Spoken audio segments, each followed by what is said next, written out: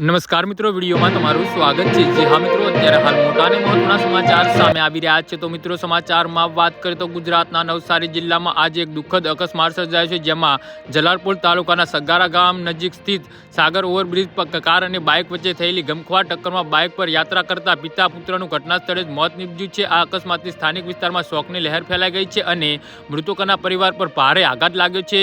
મૃતકો મરોલી વિસ્તારના રહેતા મિસ્ત્રી પરિવારના સભ્યો છે, જેમનું આ અચાનક મોત તેમના પરિવાર પર સમુદાયના હસતા છવાઈ ગઈ છે।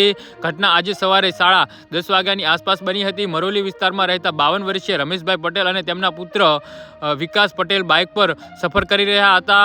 બંને આજે સવારે ઘરેથી નીકળ્યા હતા અને સાગરા ઓવરબ્રિજ પર પહોંચ્યા ત્યારે આ અકસ્માત નડ્યો હતો। પોલીસ અને નજીકના ગ્રામવાસીઓ જણાવ્યા મુજબ ઓવરબ્રિજ પર એક ઝડપી ગતિએ આવતી કાર અને બાઇક વચ્ચે ધડાકેભેર ટક્કર થઈ હોવાના અહેવાલ મળી રહ્યા છે। આ દરમિયાન સ્થાનિક લોકોએ પોલીસ અને 108 એમ્બ્યુલન્સને કોલ કરવાનું કહ્યું, પરંતુ પહોંચતા પહેલા જ બંનેનું અવસાન થઈ ગયું હતું।